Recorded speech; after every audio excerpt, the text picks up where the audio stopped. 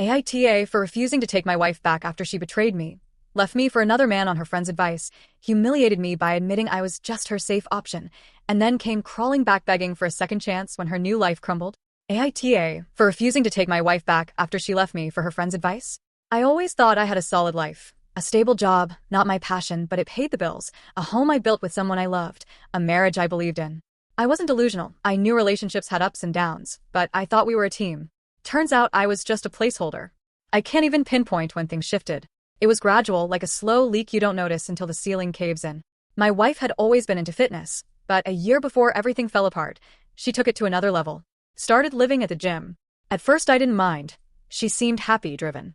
But then the little things started piling up, coming home late, showering immediately, barely speaking to me, then sitting with her phone for hours, constantly texting, smiling at the screen, turning it away when I walked by.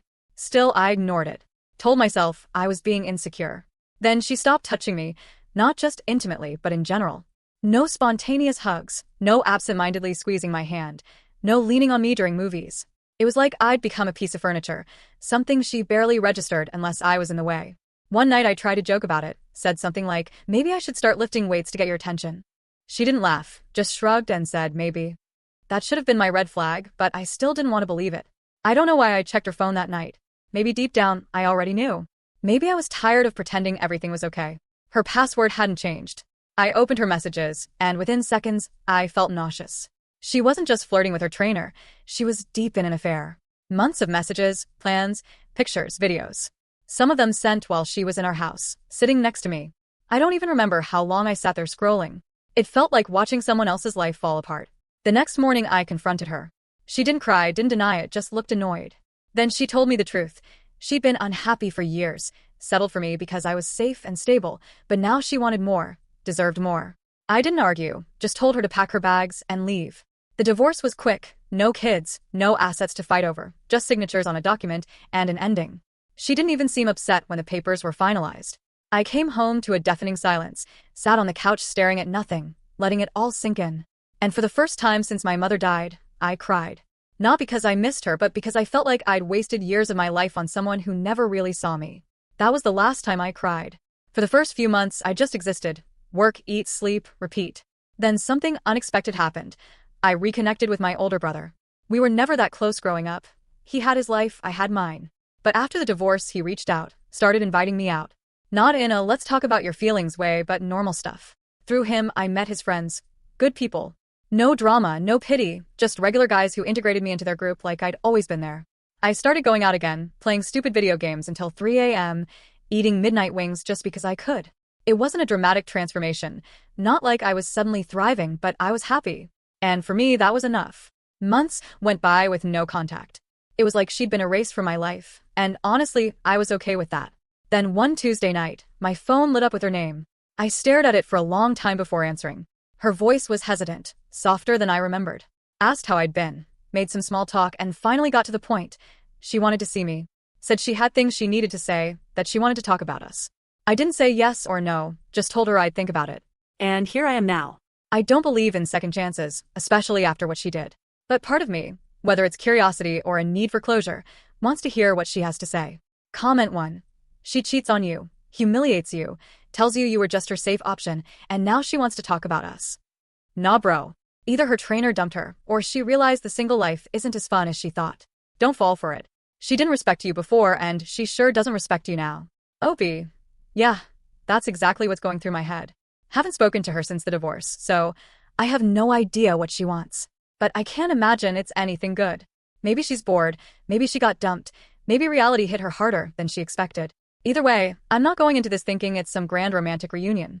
I just want to hear her out, and after that, back to zero contact. Comment 2. Dude, protect yourself. Don't go alone, don't let her sweet talk you and pull you back into her game.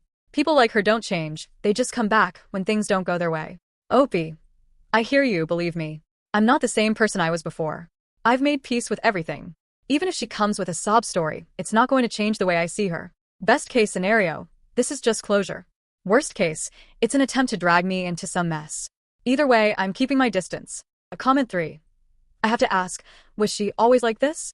Looking back, do you see warning signs you ignored, or was it a total personality shift? Opie. Looking back, I don't think she was always like this.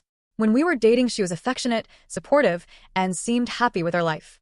But after we got married, I think she started to resent the routine.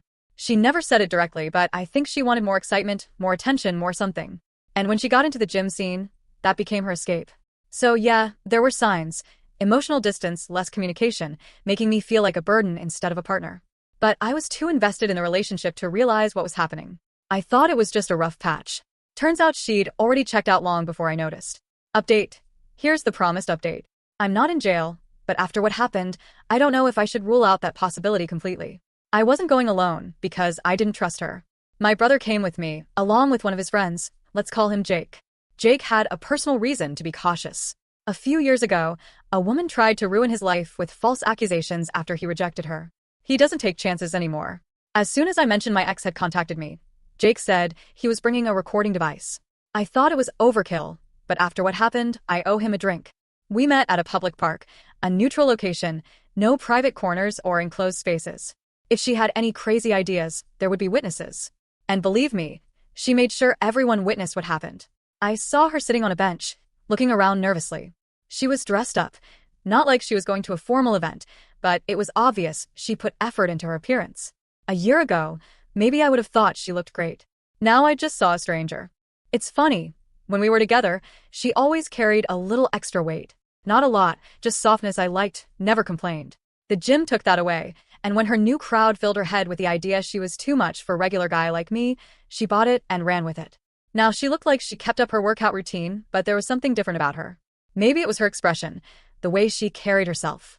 The woman I married, the one who laughed at my dumb jokes, cuddled with me on the couch and made late-night pancake runs, she was gone. What was left was someone who knew she'd lost everything. She saw me, and before I could react, she stood up and tried to hug me. I stepped back, not aggressively, just enough to make it clear I wasn't playing along. She smiled awkwardly and sat back down. I sat across from her. My brother and Jake stayed a few feet away, observing. Then she started talking. At first it was small talk, asking how I was, how work was going. I kept my answers short. I wasn't there for casual conversation. Then she reached out and touched me, barely a graze on my hand, too casual, like she'd planned it. At that moment, I knew exactly where this was going. She started apologizing, said she'd overestimated herself, that the people she surrounded herself with inflated her ego and made her believe she was worth more than she actually was. Admitted she failed to appreciate what we had, that she'd thrown it all away for a fantasy that wasn't real. And like clockwork, the tears started. Her voice cracked as she said she was sorry for breaking my trust and that she regretted it every day. And then came the big ask. If you would just give me another chance, I swear I wouldn't let you down. For a moment, I just looked at her because I saw exactly what people on Reddit had warned about.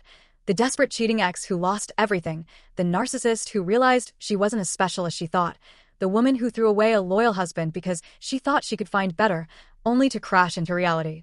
I took a deep breath and told her the truth. I can't reconcile with you. I don't trust you, and I never will. You didn't just cheat on me. You made me feel worthless. You humiliated me, discarded me, and laughed in my face while doing it. This isn't your friend's fault. They encouraged you, yes, but you were the one who made the decision. You were the one who destroyed us. And now, because you're out of options, you want to be my wife again? It doesn't work that way. Her crying got worse. She tried to take my hand again, but I pulled away. I took a napkin out of my pocket and handed it to her. Wipe your face. Let's be civilized and end this properly. Then I stood up. I'm blocking your number after this. Don't contact me again. And that should have been the end. But of course it wasn't. The second she realized I wasn't going to budge, her demeanor completely changed. The tears stopped, her face twisted with rage, and she started yelling, saying awful things, insulting me loud enough for everyone in the park to hear. People started staring, some even pulled out their phones to record. Jake was already a step ahead. He moved closer, keeping his distance but recording everything. I stayed calm, tried to de-escalate the situation, but she was having a full-blown meltdown. Then her friend showed up. I hadn't even realized she brought people with her. 3 in total, 2 women and a man. They rushed over to her, grabbed her, and started whispering, trying to calm her down. One of the women turned to me and said, "You should go." I didn't argue. I nodded to my brother and Jake, and we left. We went straight to my brother's place, cracked open a beer, and sat in silence for a while. Then Jake laughed and said, "Told you so." I should have expected it. Women like my ex don't come back because they're truly sorry. They come back because they're out of options. That night, I blocked her number, her socials, everything. Just in case. I don't know what she really expected. Did she think I'd take her back? That we'd go home together like nothing happened? That I'd forget the way she treated me? I felt sad, but not for her. I was sad because I finally saw her for who she really was, and I felt nothing. If you liked it, don't forget to leave a comment and support the channel by subscribing. See you in the next story.